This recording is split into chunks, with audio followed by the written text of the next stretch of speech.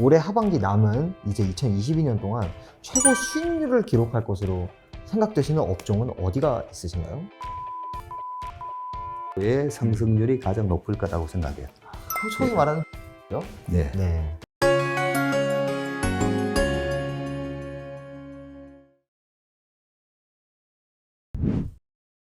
네, 안녕하세요. 자이언트의 느류 기자입니다.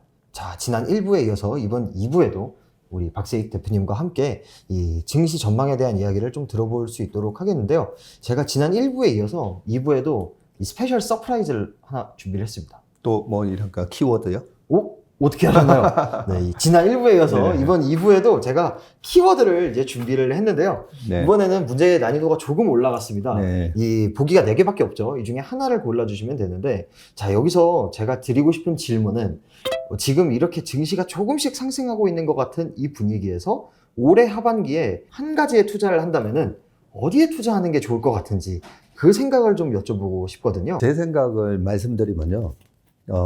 주가가 이렇게 큰 폭의 하락을 하고 나서 반등이 들어갈 때의 패턴에 대해서 제가 한번 말씀드린 적이 있는데, 이제 리스크 오프에서 이제는 리스크 온을 해야 된다고 했을 때, 네. 거대한 스마트 머니는 제일 안전한 채권부터 사요. 아, 그렇군요. 네. 네. 그래서 2008년 미국 금융위기 때도 2008년 12월 달에 보면 채권 금리가 먼저 떨어집니다. 채권 금리가 떨어졌다는 말은 국채 금리가요. 국채 채권 가격이 이제 급등을 했다는 말이죠. 2008년 12월 달에 국채 가격이 제 기억으로는 40% 이상의 수익을 줬었어요. 네. 네. 아, 그리고 네. 저는 이제 뭐 결론을 말씀드리면 4개 다 매력적이다. 4개 다 매력적이다. 네, 4개 다 매력적인데 네. 채권 가격은 벌써 3.5에서 2.8, 2.7까지 확 내려왔거든요. 떨어졌으니까? 네, 그렇게 이제 한 번에 떨어지고 좀 왔다 갔다 할 것 같아서 네. 이제 하반기에는 채권보다도 이제 주식으로 들어가야 되는데요. 국채 다음으로 움직이는 자산이 보면 낙폭 과대 우량 블루칩이에요. 아, 그렇군요. 네. 네. 낙폭 과대 우량 블루칩이 먼저 올라갑니다. 네. 예, 그런 차원에서 낙폭 과대주인데 낙폭 과대한 중소형주 뭐 이런 것보다도 네. 낙폭 과대 핵심 우량 블루칩. 아, 네. 그렇군요. 네. 요 놈을 먼저 공략해야 되고요. 네. 그 다음에 우리나라 지금 환율이 원달러 환율이 1310원에서 네. 왔다 갔다 하고 있잖아요. 하고 있죠. 네. 그러면 이번에 현대기아차 실적에서 봤듯이 현대차가 지난 1분기 대비 2분기에 영업이익이 1조나 늘었어요. 네. 근데 1조 늘어난 거에서 6,400억 정도가 환율 때문에 발생한 이익이에요. 환차익으로. 예, 엄청난 이익을 난 거죠. 그래서 수출 대형주가 굉장히 안전해요. 아, 그렇군요. 어떤 업종, 네. 어떤 종목을 사야 되지, 종목 스탁 피킹하는 게 굉장히 어렵잖아요. 네. 그냥 수출 대형주 사시면 돼요. 아, 그렇군요. 네. 네. 두 번째 단계에서. 네. 이 부분은 수출 대형주가 아니라 수출 중소형주도 상관이 없어요. 아, 상관없어요. 예, 옛날에 IMF 때 네. 오토바이 헬멧 만드는 예, 중소기업이 떼돈 벌었었거든요.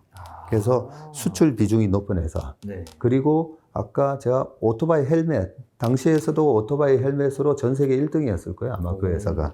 네. 그런 식으로 제품 품질 경쟁력을 가진 그런 회사. 그리고 이 성장주도 괜찮은 이유가 예, 금리가 떨어지면 성장주는 무조건 또 올라가게 돼 있잖아요. 그렇죠. 그래서 미국의 낙폭 과대한 성장 빅테크 주식들 최근에 반등이 들어오고 있는데 그런 미국의 빅테크 성장주도 괜찮다라고 생각합니다. 네. 그러면은 제가 들고 있는 여기서부터 이 순서대로 네. 약간 좀 매력적으로 투자할 수 있을 만한 그런 섹터다라는 네. 말씀이시군요. 좀 구체적으로 어떤 업종을 우리가 먼저 공략해 볼 만한 가치가 있을까, 이런 테마로 저희가 준비를 좀 해봤는데요. 네. 이 낙폭과대 우량 블루칩, 이 9개 글자가 네. 지금 어떤 기업이 있고 어떤 업종이 지금 그렇게 평가를 받을 수 있다고 생각을 하시나요? 네. 지금 주식시장에서 낙폭과대 우량 블루칩 하면 일단 시가총액 상위 한 30종목 내에서 보면 될 수가 있고요. 상장사라든지 미국의 S&P 500이라든지 다우 30이라든지 그 나라에서 정말 이제 선택받은 그런 기업들이라고 보면 되고요. 소위 말해서 뭐 학교로 따지면 뭐 스카이에 다 진출을 한 네. 그런 우량한 학생들이라고 볼 수가 있는 거죠. 그런 차원에서 우리나라 삼성전자부터 1등, 2등, 3등 이렇게 기업들 보면 세계에서 1등을 하고 있는 그 분야에서 1등을 하고 있는 기업들이 꽤 많습니다. 네, 삼성바이오로직스도 네. 사실 CMO 분야에서 1등이죠. 그렇죠. 네. 삼성전자 반도체 1등이죠. 2등 LG 에너지 솔루션도 CATL이 지금 1등을 하고 있는데 그렇죠. 네. 거의 뭐 유럽 지역이나 타 지역에서는 1등을 하고 있는 그런 기업들이기 때문에 당분간은 이 높은 환율 때문에 우리가 우려를 했던 것보다는 실적이 좋게 나오는 그런 모습들을 보일 것으로 예상되기 때문에 네. 일단 시총 상위 30위 내에 있는 수출 대형주들은 굉장히 매력적이다라고 볼 수가 있는데 1등을 유지하고 있는 업체가 있고 최근 1, 2년 사이에 LG 에너지 솔루션처럼 네. 이제 CATL이 강력한 1등이 되고 네. 또 BYD랑도 싸워야 되고 그렇죠. 네. 그 중국 기업들은 또 엄청난 전폭적인 중국 정부의 지원을 받고 맞아요. 있어요. 네. 네, 그런 부분 때문에 약간은 이제 1등 탑티어는 맞는데 중국 기업하고 이렇게 1등을 다투는 기업은 일단은 좀 조심을 하자. 일단은 조심하자. 네, 그런 생각을 하고 있습니다. 과거에 우리가 LCD 그리고 LED, 태양광 네. 이런 사례를 보면 조선도 비슷한. 조선도 똑같죠. 2007년까지 우리가 1등 하다가 중국 업체가 들어오면서 1, 2등을 서로 겨루다 보니까 마진이 떨어지거든요. 네. 마진. 네, 그런 차원에서 조심을 해야 되는 분명히 기업이랑 업종은 있기 때문에 우리가 1등을 유지하고 있는 그런 기업인데 환율까지 좋아져서 이익이 상당히 좋아질 기업들. 그런데 주가는 40%, 50%씩 빠져 있어요. 그러니까 너무 좋은 거죠. 네, 그런 기업들 중심으로 네. 네, 조금 분산 투자하시는 게 좋을 것 같습니다. 말씀해 주신 대로 2분기 실적 발표에서 기업들이 네. 우려했던 게 되게 많았지만 그것보다는 더 좋은 결과를 지금 비추고 그렇죠. 있는 것 같습니다. 네. 그런데 이제 중간 평가를 한번 해주시면은 네. 2분기 기업 실적이 지금 어떻게 나오고 있는지 말씀을 좀 부탁드리고 싶고 네. 또 3분기, 4분기에는 이 기업들의 이 실적이 어떻게 전개가 될지 네. 좀 궁금하거든요. 네, 제일 중요한 질문인데요. 올해 들어와서 우리나라 코스피 있잖아요. 네. 코스피의 이익 추정치가 우리가 전망을 했던 것보다는 이제 마이너스 수정을 했습니다. 네. 이익이 우리가 예상했던 것보다는 이만큼 덜 나올 거야라고 해서 마이너스 수정을 했는데 마이너스 한 6% 정도밖에 안 돼요. 예상 네. EPS죠. 네. 네. 2023년도에 대한 예상 EPS 조정치가 마이너스 6%밖에 안 돼요. 그런데 주가는 네. 고점 대비해서 엄청나게 지금 빠져 있는 상황이죠. 그리고 우리가 잘 아는 이제 삼성전자나 하이닉스를 보자고요. 지난주에 반도체 가격이 이제 큰 폭으로 떨어지면서 삼성전자, 하이닉스도 이익 추정치가 하이닉스가 한 11% 빠지고 삼성전자도 한 6% 정도 하향 조정을 했는데 삼성전자, 하이닉스 주가는 그동안까지는 실적이 잘 나왔잖아요. 네. 그렇게 실적이 잘 나오는데 주가는 40%씩 빠졌잖아요. 네. 그렇죠. 네. 이익이 줄어들 거다라고 작년 하반기부터 계속 얘기했었어요. 네. 작년 하반기부터 2022년 1분기, 2분기에는 디램 가격이 떨어질 거야 라고 하면서 계속 주가는 빠졌었는데 뭐야 왜 안 빠지지 하다가 이제 겨우 조금 빠졌어요. 네. 그렇기 때문에 실제로 디램 가격은 떨어지고 이익 추정치를 하향 조정을 했는데 요즘 외국인들은 삼성전자, 하이닉스 사요. 그러니까요. 이게 중요한 부분인데 네. 2019년 1분기에 2018년도에 반도체가 뭐 엄청난 이익이 났었던 때라고 네. 얘기했잖아요. 그 삼성전자가 2018년도에 58조 8천억, 그리고 하이닉스는 20조 8천억, 엄청난 이익을 낼 때입니다, 영업이. 그런데 2018년도 하반기에 보면 삼성전자, 하이닉스 전부 다 주가가 삼성전자가 36% 빠지고 하이닉스가 42% 빠졌었어요, 그때도. 그러고 나서 2019년 1월 달부터 이제 실적이 쇼크가 나옵니다. 어닝 쇼크. 네. 근데 쇼크가 나오는데 그때부터 이제 주가가 오르기 시작하고 그때도 외국인이 주식을 사기 시작해요. 그렇군요. 네. 그게 도대체 아니 왜 어닝 쇼크가 나오는데 외국인들은 왜 이제서야 주식을 사기 시작하지? 네. 네. 그때도 똑같았습니다. 근데 왜 샀겠어요? 왜 샀냐면 삼성전자, 하이닉스, 반도체. 반도체는 사이클 기업이잖아요. 네. 사이클 기업 같은 경우에는 뭐죠? 저퍼에 사는 게 아니죠.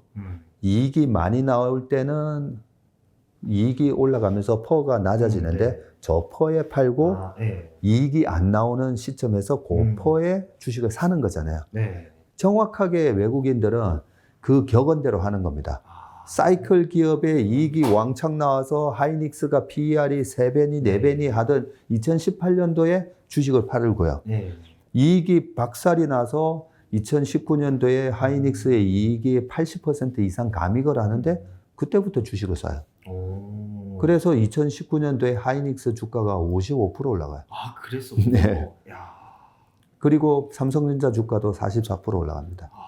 그러면 지금 약간 이 분위기가 네. 2018, 19년과 좀 닮아있다 이런 말씀이신가요? 굉장히 닮아 있어요. 왜냐하면 2018년 10월, 11월, 12월 달에 주가를 박살냈던 네. 이유는 뭐였을까?